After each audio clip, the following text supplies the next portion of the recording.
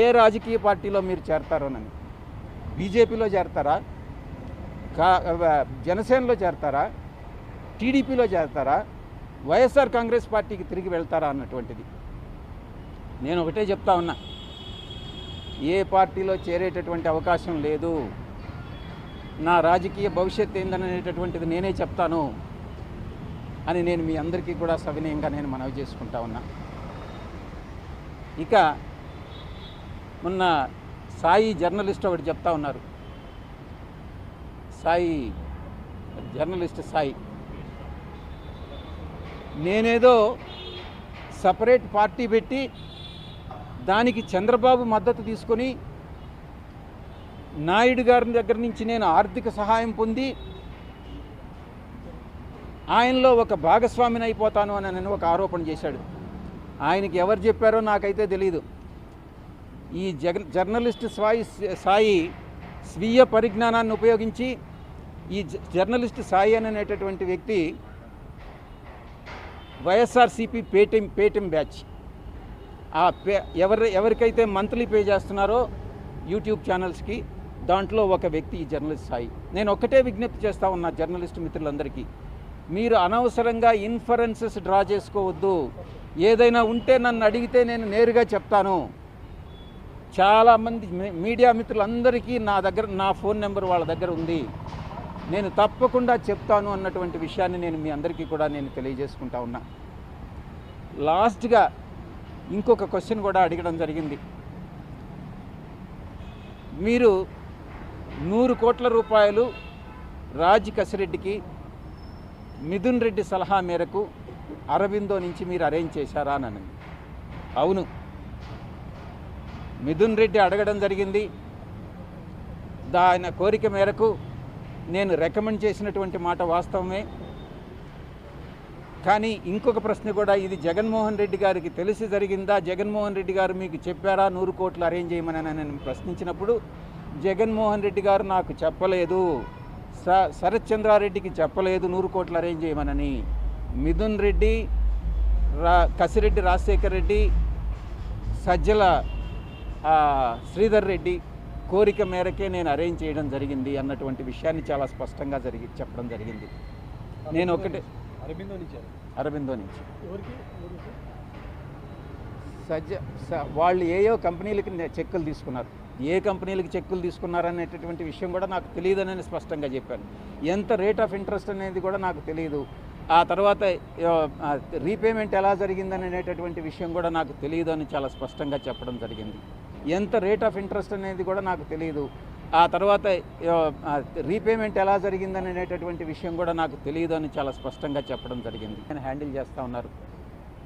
ఆంధ్ర రాష్ట్రంలో కూడా అటువంటి ఒక రాజకీయ శక్తి ఉద్భవించగలిగినట్టయితే తప్పకుండా బీజేపీ, దాని మిత్రపక్షాలు, తప్పకుండా తెలుగుదేశం కాదు. ఎందుకనంటే ఈ వచ్చేటటువంటి బ్యాడ్ అంతా కూడా తెలుగుదేశంకే వస్తుంది. అవకాశం ఉంది అని నేను భావిస్తా ఉన్నా వ్యక్తిగతంగా. అవకాశం ఉంది అని అంటే రేపు రాజకీయ మీ రంగ ప్రవేశం దాంట్లో జరిగే అవకాశం మీరు ఇన్ఫరెన్స్ డ్రా చేసుకుంటే నేనేం చేయగలను? నేను ఈ మాట చెప్తా ఉంటే ఆ మహాతల్లి నవ్వుతా ఉంది. ఏమ్మా నవ్వుతా ఉండవు, నేను చూస్తా ఉంటాను. ప్రధాని మోడీని ఆయన అభినందిస్తూ మాట్లాడుతున్నా, పొగుడుతూ మాట్లాడుతున్నా, అంటే మంచి ప్రధాని అని చెప్పేసి కూడా పాజిటివ్గా మాట్లాడుతున్నారు. నేనే కాదు దేశంలో చాలా మెజారిటీ ప్రజలందరూ కూడా ప్రధాని మోడీ గారిని అభినందిస్తూ ఉన్నారు. ఆహ్వానిస్తే వెళ్తారా దాన్ని? ఇప్పుడు ఏదో ఊహించుకోవడం ఎందుకు? ఒక హైపోథెటికల్గా ఏదైనా వచ్చినప్పుడు చూద్దాం. చంద్రబాబు గారు మీరు అనుకున్నట్టుగా జగన్మోహన్ రెడ్డి గారు ఆహ్వానిస్తారా, చంద్రబాబు గారు ఆహ్వానిస్తారా, పవన్ కళ్యాణ్ గారు ఆహ్వానిస్తారా, లేకుంటే బీజేపీ ఆహ్వానిస్తుందా, లేకుంటే కాంగ్రెస్ పార్టీ ఆహ్వానిస్తుందా, లేకుంటే కమ్యూనిస్టులు ఆహ్వానిస్తారా?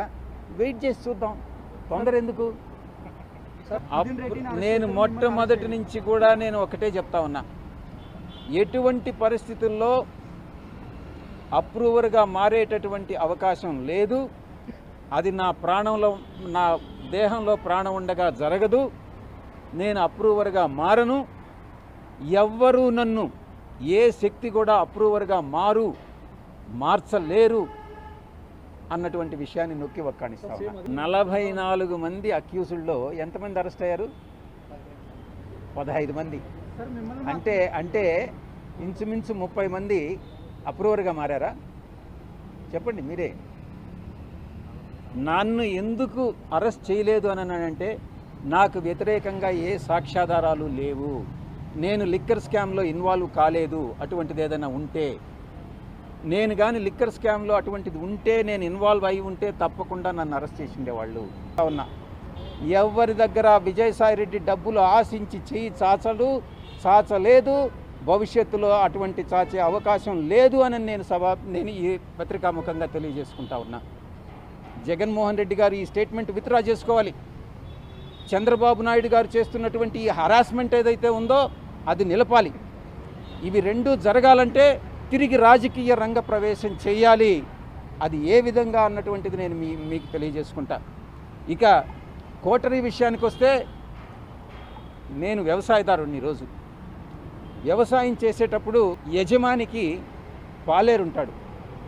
పాలేరు ఎడ్ల బండి తోలుతాడు, బండిలో ఎరువులు తోలుతాడు, అదే బండిలో పెస్టిసైడ్స్ తోలుతాడు, అదే బండిలో అదే ఎద్దులతో దుక్క దున్నిస్తాడు, అదే దాంతో హార్వెస్టింగ్ చేస్తారు. కానీ ఈ పాలేరులాగా నేను ఈ యొక్క 15 సంవత్సరాలుగా, అంటే 2009 నుంచి ఈ రోజు వరకు జగన్మోహన్ రెడ్డి గారికి ఒక పాలేరులాగా నేను పనిచేశాను. చిత్తశుద్ధితో నిజాయితీగా పనిచేశా జగన్మోహన్ రెడ్డి గారికి.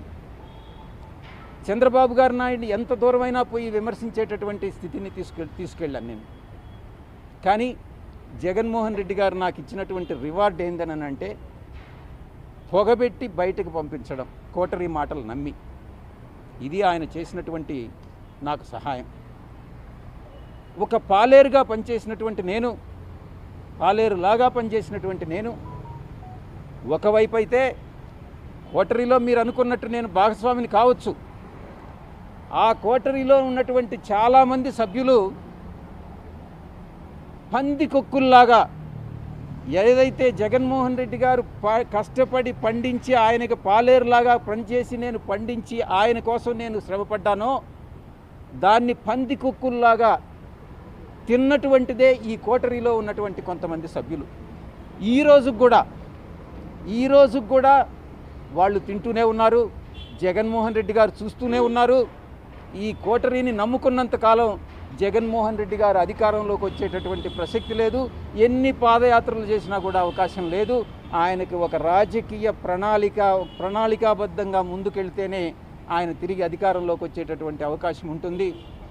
మిగతా చాలామంది అడుగుతూ ఉన్నారు, చాలామంది అడిగారు, ఏ రాజకీయ పార్టీలో మీరు చేరతారోనని. బీజేపీలో చేరతారా, జనసేనలో చేరతారా, టీడీపీలో నేను ఇప్పుడు రాజకీయాల నుంచి విరమించుకోదలుచుకోలే. మళ్ళీ కూడా చెప్తా ఉన్నాను, నేను మళ్ళీ ఈ నెల 25వ తారీఖు ఒక సంవత్సరం ముగుస్తుంది. ఆ ముగిసిన తర్వాత మళ్ళీ నా రాజకీయ రంగ ప్రవేశం ఏ రకంగా ఉంటుందనని నా మీడియా మిత్రులతో నేను పంచుకుంటాను నేను. కాబట్టి చంద్రబాబు నాయుడు గారు ప్రభుత్వం చేసినటువంటి ఈ యొక్క దుష్టమైనటువంటి పని నేను మర్చిపోలేను. ఎందుకంటే ఈ ప్రభుత్వం నన్ను అనేక రకాలుగా ఇబ్బంది పెడతా ఉంది. నా యొక్క ఆస్తి కానప్పటికీ కూడా, నా అల్లుడు ఆస్తి అయినప్పటికీ కూడా, నా వియంకుడు ఆస్తి అయినప్పటికీ కూడా, భీమిలి విషయంలో కానీ మిగతా విశాఖపట్నంలో ఉన్నటువంటి ప్రాపర్టీస్ నాకు ఏమీ లేవు. విశాఖీయాల్లోకి తిరిగి రంగప్రవేశం చేయాలి, తిరిగి ప్రజాసేవలో నేను పాల్గొనాలి. నాకు ఎవరైతే నా మీద దుష్ప్రచారం చేశారో వాళ్ళకి సరి అయినటువంటి బుద్ధి చెప్పాలి అన్నటువంటిదే నేను కోరుకుంటా ఉన్నా. నేను ఒక్కటే చెప్తా ఉన్నా, చంద్రబాబు నాయుడు గారి ప్రభుత్వం ఒక దుష్ట ప్రభుత్వం. ఎందుకంటే ఏమీ నాకు సంబంధం లేనటువంటి విషయాల్లో నన్ను ఒక అక్యూజ్డ్గా ఇరికించి, కాకినాడ సీపోర్ట్ విషయంలో కానీ, ఈ యొక్క విశాఖపట్నంలో సిట్ నా పైన ఇచ్చినటువంటి స్పెషల్ ఇన్వెస్టిగేషన్ టీం ఇచ్చినటువంటి రిపోర్ట్ కానీ, ఇవన్నీ కానీ కేర్ఫుల్గా కానీ పరిశీలించి చూస్తే చంద్రబాబు నాయుడు గారి ప్రభుత్వం పాల్పడుతున్నటువంటి కక్షపూరితమైనటువంటి చర్యలు, చంద్రబాబు నాయుడు గారి ప్రభుత్వం అన్యాయమైనటువంటి యాక్టివిటీస్ ఏదైతే ఉన్నాయో, చర్యలు ఏదైతే ఉన్నాయో, ఇవన్నీ చాలా స్పష్టంగా తెలుస్తూ ఉన్నాయి. నేను సాయిరెడ్డి అనేటటువంటి వ్యక్తి వెనక్కి జంకేవాడు కాదు. ఏది ఏమైనా కూడా పర్వాలేదు. నేను ఒక్కటే చెప్తా ఉన్నా, అధికారం అనేటటువంటిది శాశ్వతం కాదు. అప్పట్లో జగన్మోహన్ రెడ్డి గారు కూడా 2019లో అధికారంలోకి వచ్చినప్పుడు నేను 20-25 సంవత్సరాలు అధికారంలో ఉంటానని అనుకున్నారు. ఇప్పుడు చంద్రబాబు నాయుడు, లోకేష్ బాబు కూడా ఈరోజు మేము అధికారంలో 20 సంవత్సరాలు అనుకుంటా ఉన్నారు. కానీ అధికారం అనేటటువంటిది ఎవరిని అట్టి పెట్టుకొని ఉండదు. ప్రజాభిమానం చూరగొన్నటువంటి వాళ్ళే అధికారంలో ఉంటారు. నేను ఇంకా కూడా చెప్తా ఉన్నాను, ఈ కోటరీ ఇలాగే కొనసాగితే జగన్మోహన్ రెడ్డి గారు అధికారంలోకి వచ్చే ప్రసక్తి లేదు. ఈ యొక్క కూటమి అలాగే కొనసాగితే జగన్మోహన్ రెడ్డి అధికారంలోకి వచ్చేటటువంటి ప్రసక్తి లేదు.